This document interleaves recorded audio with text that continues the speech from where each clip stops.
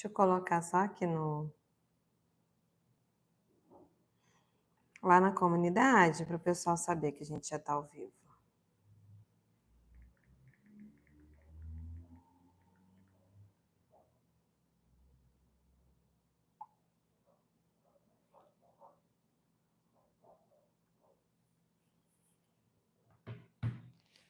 Eu vou começar a nossa live, e aí, como ela fica gravada, o pessoal que entrar depois vai ter a oportunidade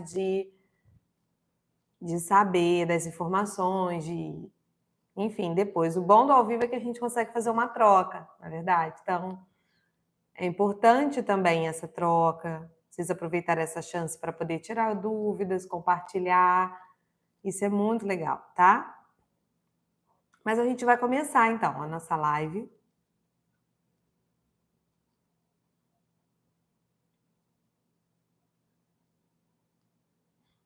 Bom dia, mais alguém entrou. Quem for entrando, coloca um bom dia aí. Oi, gente, se identifique, isso é tão importante.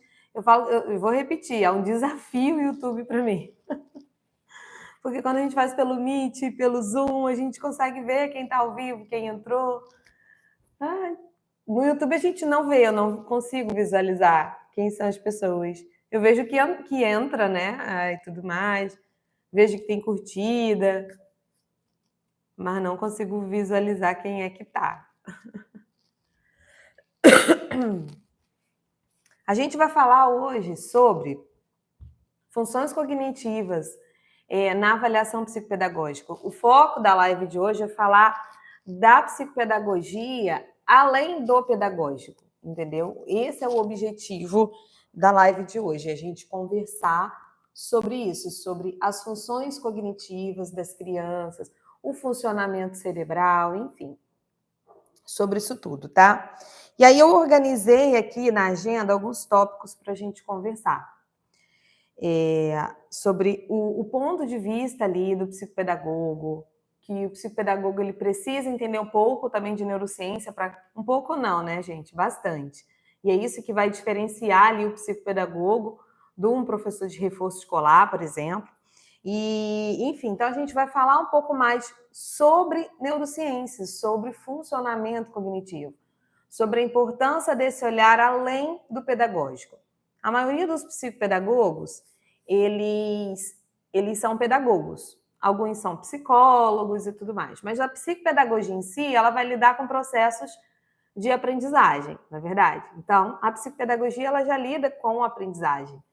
Mas o nosso olhar do aprender, ele deve ir muito além de um olhar escolar, sabe?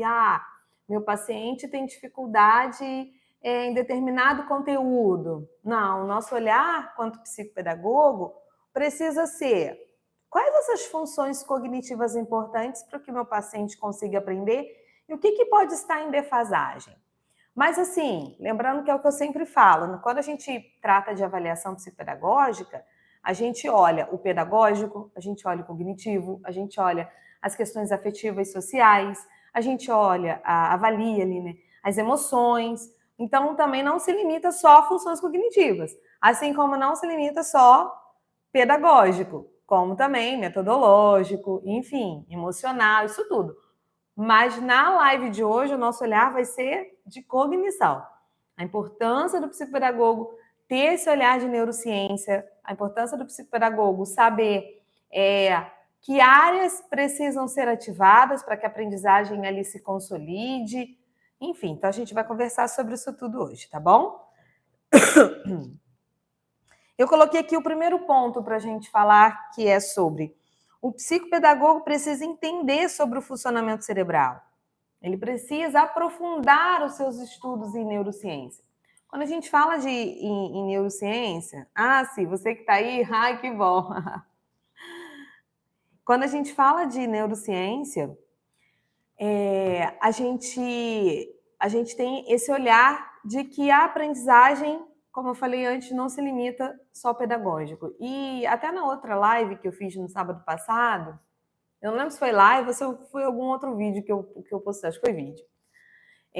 Eu falo que, antigamente, quando a gente falava de neurociência, ela se limitava muito aos médicos neurologistas, não é verdade? hoje a neurociência ela está ali com esse olhar mais objetivo, consegue atingir, atender ali o professor, por exemplo, o professor consegue entender aquela linguagem, veio mais com uma linguagem mais objetiva, para que a gente possa compreender também o funcionamento cerebral. E não somente aquela linguagem técnica do neuropediatra, por exemplo, do médico neurologista. Então, a neurociência ela veio para que nós, psicopedagogos, professores, pedagogos, terapeutas em geral, a gente consiga entender essa estrutura cognitiva de uma forma mais objetiva, não é verdade? Então, esse é o primeiro ponto. O psicopedagogo, ou a pessoa que está, às vezes, eu tenho cursistas, a Simone mesmo, ela está online, que ela mandou mensagem aqui. Ela trabalha, né, em sala de recursos. Então, o olhar dela também, enquanto professor de AEE, também precisa ser de neurociência. Precisa entender como funciona o cérebro dos alunos dela para que ela consiga avançar. E não se limitar ao pedagógico. Porque quando a gente se limita ao pedagógico, se o meu paciente, o meu aluno, ele tem uma defasagem cognitiva, obviamente ele não vai conseguir atingir o pedagógico, ele não vai conseguir acompanhar aquela turma, não é verdade? No pedagógico em si. Então, quando eu consigo compreender como que funciona aquele cérebro dele, como que ele estrutura o pensamento dele, que funções cognitivas estão ali aquém do esperado ou além do esperado, enfim, a gente consegue visualizar melhor esse quadro. E aí um ponto importante é que a gente não tem exames de imagem para isso. Então, Priscila, como que eu vou saber que funções cognitivas o meu aluno está com defasagem, ou o meu paciente está com defasagem? Como que eu vou saber se eu não tenho uma ressonância que vai mostrar isso? Se eu não tenho, né, uma tomografia, um exame de imagem que vai me mostrar isso? A gente avalia essas funções e analisa essas funções com o nosso olhar clínico. Tem testagens? Sim. Tem estudos científicos para isso? Embasamento para isso? Sim. Mas vai também muito do nosso olhar. E aí é importante que a gente saiba, nas fases do desenvolvimento ali das crianças, o que é esperado e o que não é esperado para cada faixa etária. Para a gente saber se há uma defasagem, se não há uma defasagem, enfim, tá bom? Tá dando para acompanhar até aí, né? E aí eu coloquei aqui, ó. É o olhar clínico, o olhar de que a aprendizagem necessita de uma estrutura cognitiva que vai diferenciar o trabalho do psicopedagogo clínico, por exemplo, para um professor de reforço escolar. Então, quando a gente olha um professor de reforço escolar, e muitas das vezes as pessoas confundem o trabalho do psicopedagogo com o trabalho de um professor, porque o professor ele olha o conteúdo. O meu aluno está com dificuldade em português, em diferenciar substantivo, por exemplo, de verbo. Ele tem essa dificuldade. Está com dificuldade em matemática e multiplicação. O meu aluno ele tem dificuldade lá em história, nas histórias, nessa parte de Segunda Guerra Mundial. Gente, isso é conteúdo. O papel do psicopedagogo não é esse. O papel do psicopedagogo é entender o olhar como um todo. Eu vou dar um exemplo para vocês que ontem... Desculpa, gente, eu tô com uma tosse muito enjoada, alérgica, a semana toda. Ontem, eu recebi uma ligação de uma mãezinha que ela estava querendo atendimento para o filho dela. E aí ela falou assim, olha, meu filho estuda na escola tal, eu conheço a escola, conheço a metodologia, sei que é uma escola tradicionalíssima. Ele está no 9º ano e aí ele está com muita dificuldade no curso de inglês. Aí eu falei, tá, ele está com dificuldade, ele foi reprovado agora no curso de inglês. Na hora da prova ele fica muito nervoso, dá um branco nele na hora da prova de inglês. Aí eu olhei para ela e falei assim, não, tudo bem, mas e na escola? Ele está no 9º ano, está numa escola super tradicional, uma escola que cobra demais. Eu conheço o formato da escola, conheço as avaliações, como que se dão, conheço o trabalho que eles fazem. Não, na escola está tudo bem. Eu falei, ele consegue acompanhar a turma? Consegue. Tira notas boas. Ela até falou, ficou com um pouquinho de nota baixa em matemática 2, alguma coisa, mas já conseguiu recuperar. nada que tenha ido para recuperação, se interage muito bem, socializa, fica super bem na escola, nunca tive problema com ele na escola. Falei, então, agora o meu problema é na prova de inglês. Aí eu olhei para ela e falei, então, olha, se ele não traz nenhuma queixa lá da escola, se tá tudo bem, aonde cobra dele, aonde ele tem que se organizar muito mais do que no inglês, por exemplo, provavelmente, primeiro que ela precisa ver se ele realmente gosta de fazer esse inglês, se a metodologia do curso que ele está adequada para ele ou não, se ele está conseguindo acompanhar aquela metodologia.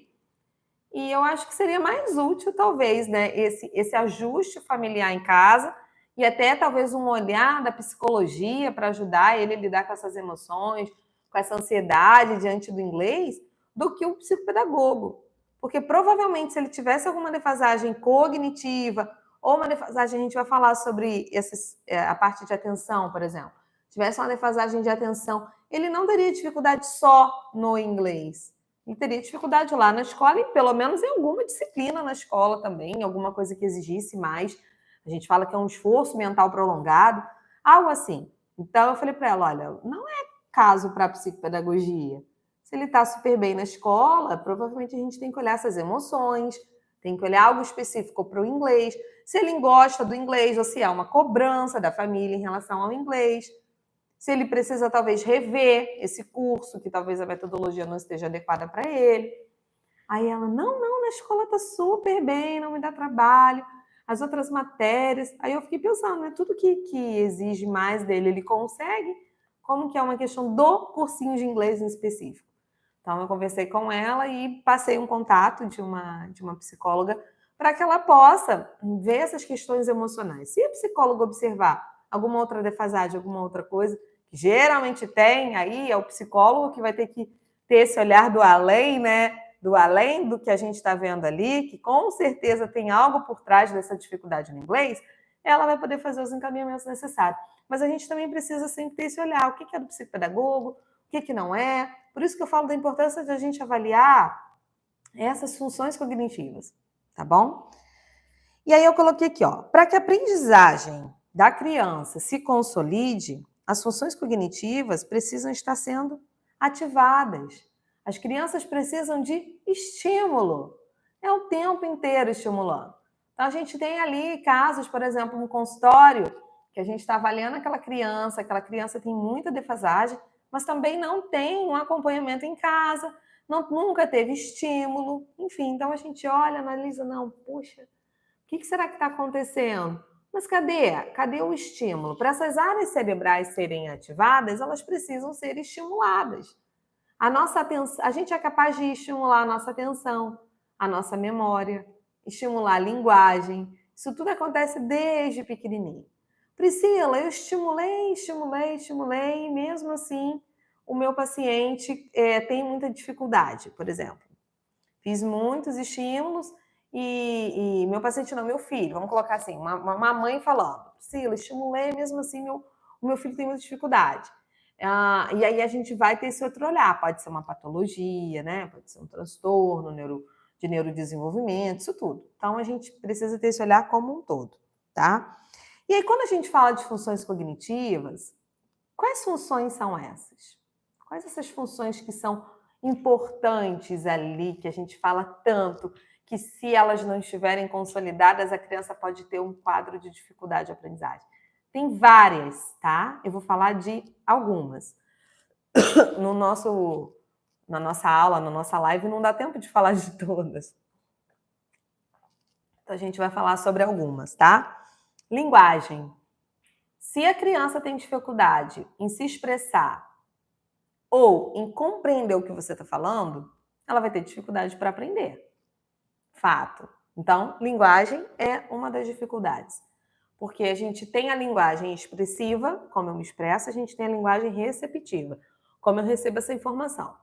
Se eu tenho dificuldade de me expressar, eu vou ter dificuldade para aprender, porque eu não vou saber nem expressar o que eu tenho o que eu não estou conseguindo acompanhar, enfim. Se eu tenho dificuldade em receber essa informação, entra ali na parte de compreensão oral, eu também vou ter dificuldade. Então, por exemplo, eu estou com uma paciente adolescente que ela está com muita dificuldade em entender o que o professor fala. Então, chega na hora da prova, ela fala assim para mim, Priscila, ele fica falando e eu sento na frente, a minha cadeira é colada com a dele, com o professor. Eu não entendo nada que ele fala. Agora, se eu estudo sozinha, se eu tenho um apoio mais visual, eu consigo entender um pouco melhor. Então, assim, eu fiz a avaliação, falei, olha, muita defasagem dessa atenção mais auditiva, e ela tem dificuldade de compreensão. Ela tem hora que a gente fala uma coisa com ela que ela fala, oi, o quê? Não entendi, pode repetir? Então, pode ter ali alguma questão de processamento auditivo, enfim. Mas ela tem essa dificuldade em linguagem. Automaticamente, ela vai ter dificuldade na escola em algum ponto, tá? Estrutura cognoscitiva. O que é estrutura cognoscitiva? É a forma como a gente estrutura ali o nosso pensamento.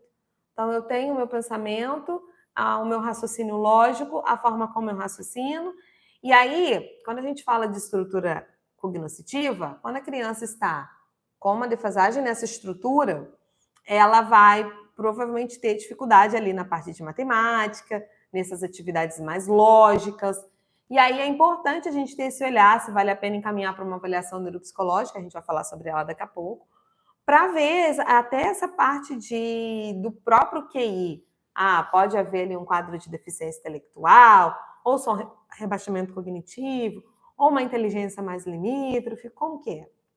A gente analisa isso tudo, tá bom? Temos também a capacidade atencional, que é a capacidade que o nosso cérebro tem de manter esse foco atencional. Então, eu sempre falo com vocês sobre atenção, sobre a importância da gente ter atenção, porque a gente não consegue memorizar o que a gente não presta atenção e a gente não consegue aprender o que a gente não memoriza. Então, por ser uma cadeia, se há uma defasagem nesse foco atencional, a gente vai ter ali uma criança com dificuldade na aprendizagem, em algum ponto.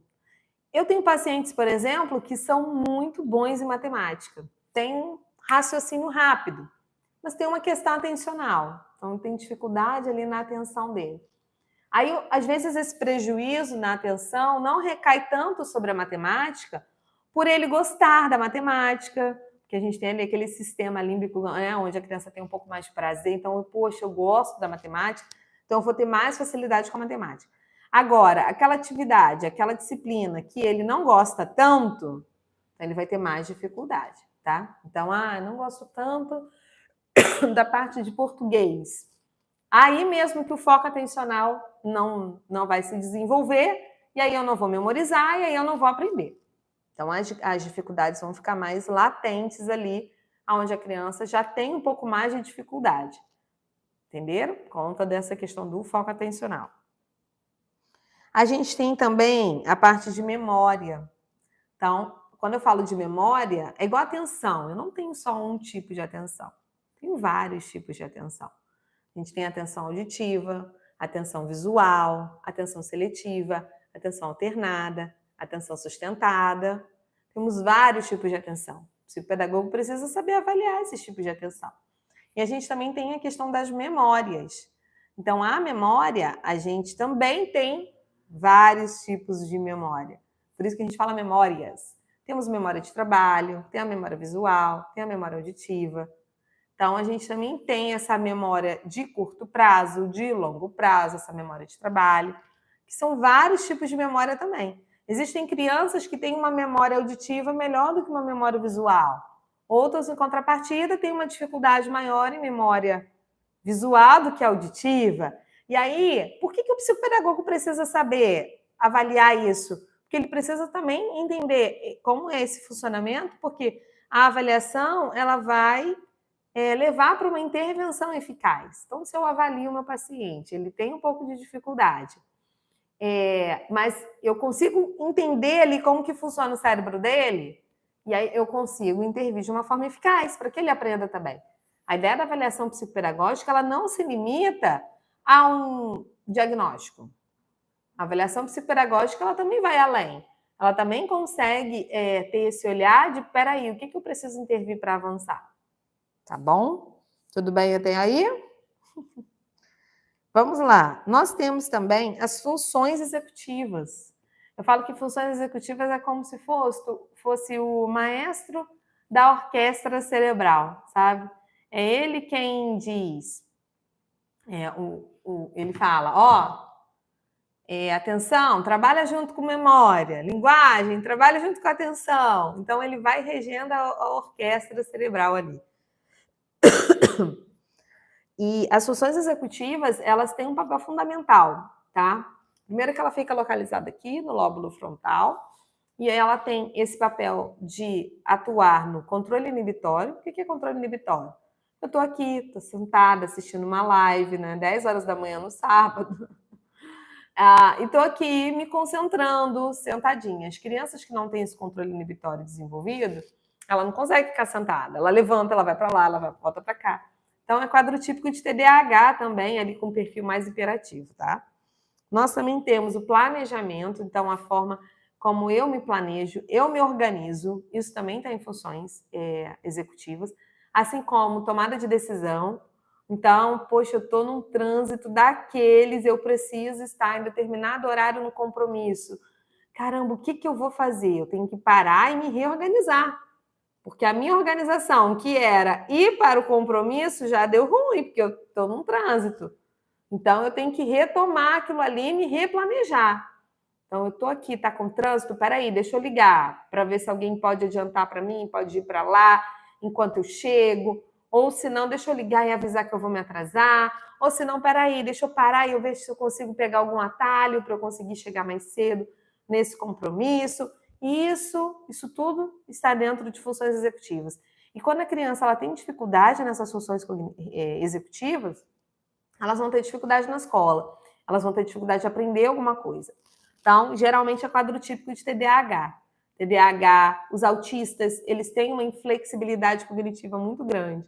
Então, se funciona daquela forma, e aí algo sai ali daquela rotina, eles acabam se desestabilizando, na verdade. Então, vem ali a desregulação emocional, enfim. Então, as funções executivas, elas são importantes. Primeiro, que na sala de aula não dá para ficar andando para um lado e para o outro. Eu tenho que me controlar, sentar, colocar o meu foco atencional ali no que o professor está falando. Puxa, esqueci meu caderno de geografia, a aula é de geografia. Eu tenho que me reorganizar. Peraí, deixa eu ver se eu tenho outro caderno. Esqueci meu livro. Professora, pode tirar uma cópia aqui, por favor? É o tempo inteiro em atividade diária que a gente coloca as nossas funções executivas para trabalhar. Então, se há uma defasagem nessas funções executivas, a gente pode ter uma dificuldade ali de aprendizagem. E é por isso que o psicopedagogo, durante as sessões de avaliação, ele aprende a avaliar. Existem os instrumentos para avaliar atenção, instrumentos para avaliar memória, instrumentos para avaliar atenção, controle inibitório, né, tomada de decisão, planejamento, que são as funções executivas. Existem os instrumentos para a gente avaliar ali a estrutura cognoscitiva das crianças. A gente tem isso. Mas além dos instrumentos, que é o que eu sempre falo com as meninas no curso, eu consigo ensiná-las a utilizar esses instrumentos. A gente tem as aulas que eu ensino a como fazer, como utilizar esses instrumentos, como aplicar as testagens, como corrigir essas testagens. Mas eu também ensino a elas a olhar, a enxergar além daquele resultado do teste. E isso é muito importante, que o psicopedagogo consiga enxergar esse além. É o que eu sempre falo e vou repetir, descortinar os olhares. Tá bom? A gente também... Eu até coloquei aqui um outro ponto, peraí. É fundamental que o psicopedagogo saiba avaliar essas funções cognitivas de modo que possa compreender como funciona o cérebro do seu paciente, até para você o quê? Intervir da maneira correta. Então, não basta eu avaliar para simplesmente colocar no relatório e entregar para a família. Se há uma defasagem dessas funções cognitivas, qual é o objetivo do psicopedagogo, do professor de reforço? É atuar, é intervir, tá? Então, eu não sei se está dando para vocês entenderem qual é o objetivo da live de hoje, é mostrar para vocês que aquela dificuldade do seu aluno, do seu paciente, ele está além, às vezes, do pedagógico. Aquela dificuldade pode ser uma defasagem de cognição. Então, pode ser uma criança que não estrutura o pensamento dela, pode ser uma criança que tem essa dificuldade ali nesse foco atencional, pode ser uma criança que tenha muita dificuldade de memória de trabalho. Sabe aquela criança que você acaba de ensinar e você pergunta e já não lembra mais? E aí vem com a queixa, olha, nossa, esquece tudo que aprende. A gente termina de falar e ele não aprendeu. É só uma questão de memória? Não, provavelmente tem questões atencionais, porque a gente não consegue memorizar o que a gente não prestou atenção. Então, existem várias coisas que a gente precisa ter esse olhar, tá? Vamos lá. A avaliação psicopedagógica, ela vai além de visualizar os déficits, mas também enxergar o potencial.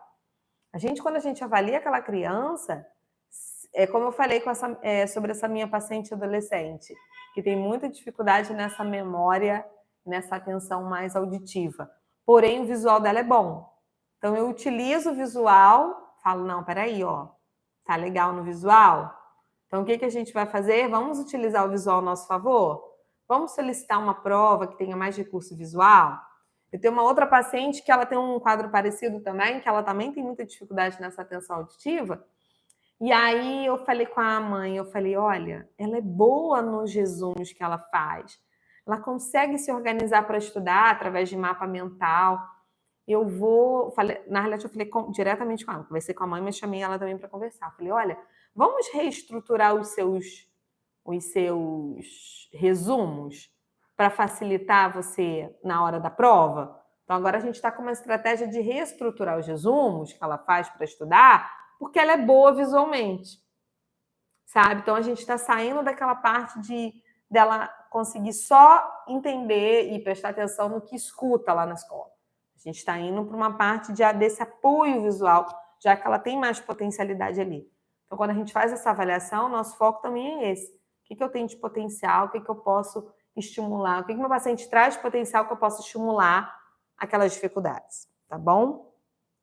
O paciente com prejuízo nas funções cognitivas, ele pode ter dificuldade na aprendizagem. E aí eu coloquei alguns pontos que, assim, nem todos os déficits em funções cognitivas estão atreladas a um transtorno, tá? Então, por exemplo, nem todo quadro com dificuldade na atenção vai ser TDAH. Tem dificuldade na atenção, é TDAH. Nem todos. Nem todos os quadros de dificuldade na leitura e na escrita vão ser dislexia. Nossa, Priscila, tem dificuldade para ler, para escrever, dislexia? Nem todos, tá? Nem todos os quadros de crianças com dificuldade em matemática, por exemplo, a gente vai limitar uma descalculia. Tem dificuldade em matemática, é descalculia, Priscila? Nem todos os quadros, tá? Por quê? Eu já tive aqui no paciente, semana passada, eu dei alta para uma paciente que veio com questões atencionais. A queixa era que ela não conseguia se concentrar. E aí, com isso, ela estava com uma baixa nota em matemática, com algumas dificuldades. Eu fiz a avaliação e falei para a mãe, olha, ela realmente tem uma dificuldade nessa atenção, nesse foco atencional. Ela tem dificuldade em compartilhar a atenção dela, ela tem dificuldade, né, em dividir essa atenção, ela tem dificuldade de sustentar essa atenção. Porém, nada que eu visse um prejuízo a ponto de, inclusive, encaminhar para a neuropediatria. Eu olhei e falei, não estou vendo nada gritante que a gente precisa encaminhar ali para uma avaliação médica, não. Vamos fazer uma intervenção aqui no consultório? Vamos estimular essas funções cognitivas para ver como ela se sai, gente? Ela evoluiu com as terapias, assim, eu fiz a avaliação, fiz um plano de intervenção, a gente trabalhou. Ela evoluiu e muito. Ela evoluiu na matemática, ela evoluiu na produção escrita, ela evoluiu na leitura. Priscila, era TDAH? Não. Era dislexia? Não. Era descalculia? Não. Ela tinha um quadro de dificuldade de aprendizagem. Dificuldade de aprendizagem é diferente de transtornos. As dificuldades, elas são passageiras. E essas dificuldades, elas podem estar atreladas a uma metodologia inadequada, ela pode estar atrelada a uma falta de estímulo, como era o caso da minha paciente. Ela pode estar atrelada a uma dificuldade ali, por exemplo, de alguma questão social ou de alguma questão emocional que a criança está passando naquele momento. Os meus pais estão se separando. Nossa, meu rendimento caiu muito lá na escola. É um transtorno? Não, provavelmente pode ter alguma associação, que às vezes a criança está ali estudando, mas com um pensamentozinho dela em outras questões que estão acontecendo paralelamente à vida dela, né? Então, gente, quando a gente fala sobre a falta de estímulo adequado, às vezes sobre essas dificuldades e funções cognitivas, não quer dizer necessariamente que o meu paciente tem uma patologia, tá? Então a gente precisa ter esse olhar. Até porque, eu vou dizer uma coisa para vocês. Vocês sabiam que as crianças com dislexia, por exemplo, elas têm dificuldade no foco atencional? Sim, crianças com dislexia têm dificuldade na atenção. E não necessariamente significa que ela tenha TDAH e dislexia. Acontece? Acontece. Pode ter comorbidade de 2 ou mais transtornos? Pode. Eu tenho pacientes aqui que têm TDAH com dislexia, já tive pacientes com TDAH e descalculia.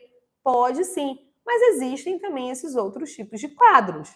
Então, hoje em dia, a gente não pode colocar tudo dentro de uma sacolinha que são crianças de laudo. É igual essa minha paciente que eu relatei, que eu dei alta para ela, que ela não tinha nenhuma patologia. Eu fui à escola. Eu falei com a escola, olha, ela está super bem. Mas haveria possibilidade da gente, talvez, reorganizar algumas questões na escola para ajudá-la? Colocar ela sentada mais à frente, mesmo que ela não tenha um laudo, sabe? Colocar ela sentada na frente. Haveria possibilidade, talvez, do professor, quando olhar que ela está um pouco dispersa, falar diretamente para ela. Aí eu pedi algumas orientações, a escola super topou e ela evoluiu muito. E não necessariamente era uma criança, no caso dela, uma pré-adolescente, de laudo, tá? Então, o papel do psicopedagogo é avaliar para intervir exatamente com esse foco. E aí existe uma linha, gente, muito tênue, sabe? Assim, bem sucinta entre a dificuldade e o transtorno de aprendizagem. E é isso que o psicopedagogo precisa enxergar, tá? Para não sair também dizendo que tudo é uma hipótese de transtorno. Muitas das vezes eu falo para os pais, eu termino a avaliação e falo, ó, não tenho bases ainda o suficiente para dizer se é um transtorno. Vamos fazer ali um período de intervenção para ver como aquela criança ou aquele adolescente vai reagir. Se às vezes a gente faz esse período de intervenção e a criança se desenvolve muito bem, a gente até descarta o transtorno. Então, assim, quando eu falo assim para vocês que um laudo ele não precisa vir, sabe, de forma rápida. Ai, meu Deus, eu preciso fechar laudo. A escola, gente, ela muitas das vezes acaba se pegando ao papel, na verdade, para adaptar. Aí eu não tenho respaldo para adaptar. Aí a gente fica com aquela pressa de fechar laudo logo para intervir. Mas, poxa, essa escola da minha paciente, ela foi super aberta a fazer alguns ajustes para a gente ajudá-la. E não necessariamente era uma menina de laudo. Não se enquadrava ali dentro de transtornos. Então, às vezes, a gente precisa de papel para poder intervir naquela criança, avaliar aquela... Não precisamos. A gente precisa, às vezes, fazer um trabalho de pelo menos 6 meses para ver como que ela reage. E aí, às vezes, depois desses 6 meses, a gente descarta as patologias. Não é? Então, temos muito que ter esse olhar. Aí eu coloquei alguns pontos aqui, olha. Não há exames de imagem, como eu falei para vocês. Quando a gente vai avaliar essas funções cognitivas, tem como, Priscila, eu saber? Vou pedir uma tomografia para ver. Não. Ué, Priscila, como é que a gente sabe que é funcionamento cerebral? Na época que eu fiz a faculdade, a pós-graduação em psicopedagogia, eu lembro que lá na pós-graduação a gente teve acesso a alguns exames de imagens que foram feitos em universidades, a partir de estudos. Então, por exemplo, eles pegaram 2 crianças, uma com dislexia e a outra neurotípica. E aí colocaram na ressonância para elas fazerem esse exame lendo. Então, a que tinha dislexia, eles conseguiam ver as áreas que não eram ativadas no momento da leitura. E as crianças neurotípicas, eles conseguiam visualizar as áreas que eram ativadas durante a leitura.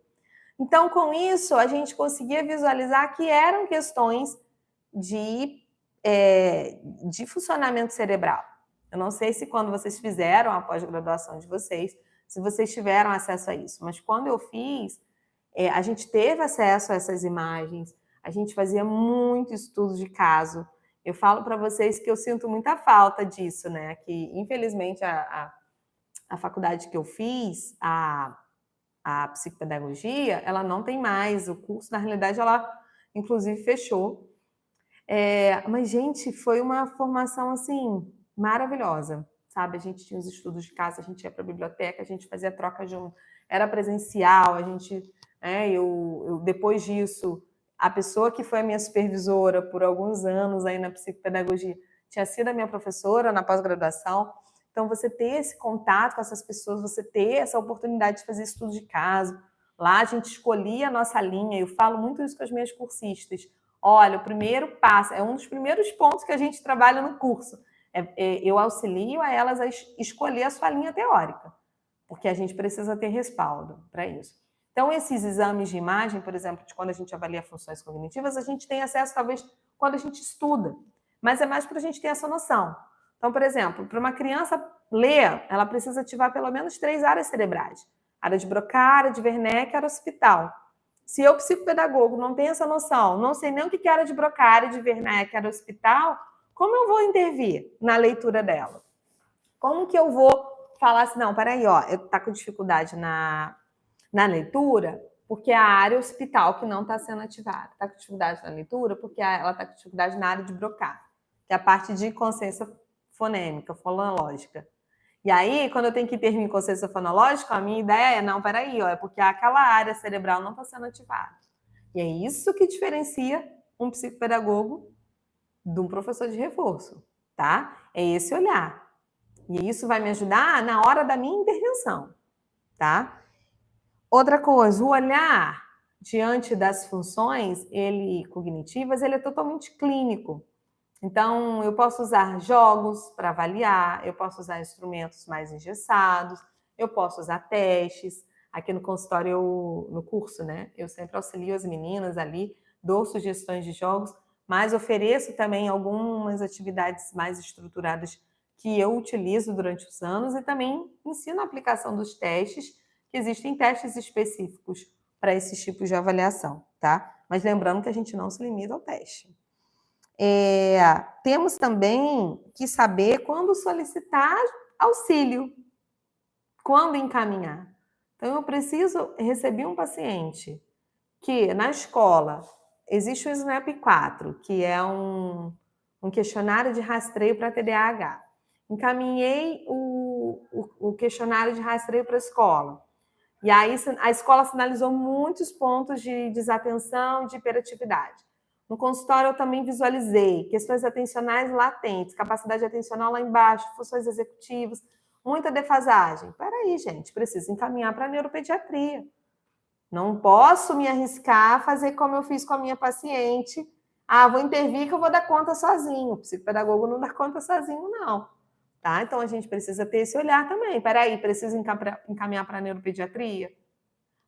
Meu paciente está estruturando logicamente o pensamento dele muito aquém do esperado ali para a idade cronológica. Não valeria a pena uma avaliação neuropsicológica? Meu paciente tem muita dificuldade em entender o que eu falo, em se expressar. Não vale a pena uma avaliação fonoaudiológica paralela à sua? Então, nós, psicopedagogos, a gente precisa entender isso, sabe? A gente precisa, como que eu vou dizer para vocês, ter esse olhar de que a gente não caminha sozinho, que às vezes a gente precisa dessa ajuda. Tá bom? Coloquei aqui, como eu já repeti, nem todo quadro com déficit atencional pode ser TDAH, nem toda criança ali com a adolescência com um pouco de dificuldade ali, ou um rebaixamento em sua inteligência, deverá ser deficiente intelectual. Não, nem toda dificuldade na leitura e na escrita pode ser de dislexia ou de matemática e descalculia. E aí eu coloquei, olha, uma avaliação psicopedagógica bem feita conseguirá enxergar além. Ela descortinará os olhares e verá o que tem por trás ali daquela criança, dessas dificuldades. Então é isso. O objetivo da live de hoje, gente, era exatamente trazer esse olhar, sabe? Para vocês, de que existem uma situação ali por trás daquela criança que não envolve só o pedagógico e não envolve só o emocional. Ali a gente também tem as dificuldades nessas funções cognitivas que podem acarretar ali uma dificuldade de aprendizagem ou até questões comportamentais. Uma criança, por exemplo, um adolescente que tem muita dificuldade nessa flexibilização cognitiva, que está ali dentro de funções executivas, né? Ela provavelmente vai ter dificuldades comportamentais. Então, eu já tive pacientes que, por conta dessa rigidez, até no consultório, eu precisava ter muito manejo, porque senão poderia ter até crises dentro do consultório. Então, isso tudo a gente consegue olhar, não, ó. Então, outras questões comportamentais também são de funções cognitivas. Então, a baixa tolerância à frustração, é verdade. Quando a gente pensa em cognição, a gente também tem algumas questões emocionais que a gente sabe que também estão ligadas à cognição. Mas hoje o foco foi trazer isso para vocês. Estudem neurociência, estudem desenvolvimento cognitivo, estudem as áreas que são ativadas no momento de leitura, no momento de escrita, no momento de raciocínio. Estudem as áreas principais do cérebro. Tem muito material bacana na internet, tem linguagem objetiva, mas cuidado com o que vocês estudam também, tá? Para a gente não... Sempre deem oportunidade assim, para artigos científicos, artigos de universidade. Cuidado com o que vocês escutam, a gente precisa filtrar também, para a gente não saber, sabe? Ouvindo qualquer besteira, bobeira, e que não vai agregar nada no meu trabalho. Na internet a gente tem coisa boa, mas a gente tem coisa ruim também, para que a gente possa filtrar essas informações, tá? Gente, é isso. Por hoje é só. Vocês têm alguma dúvida? Estou vendo que tem algumas pessoas aqui online. Se quiser colocar um bom dia aqui para eu saber quem é, seria importante. Deixa aí a sua curtida também na live, isso ajuda a gente, para a gente até saber se tá bacana para vocês, para a gente construir mais conteúdos, pensar em conteúdos aí estruturados para ajudar vocês nessa caminhada da psicopedagogia. Eu tenho certeza que se você está aqui assistindo é porque você gosta dessa área, ou pretende atuar nessa área, ou já até atua nessa área, tá bom? É isso, que vocês possam ter um excelente sábado, um excelente final de semana. Obrigada aí, tá? Por estarem comigo. E na semana que vem a gente vai ter outra live. Eu agora pretendo fazer algumas lives ao sábado. Não sei se vou conseguir fazer todos os sábados.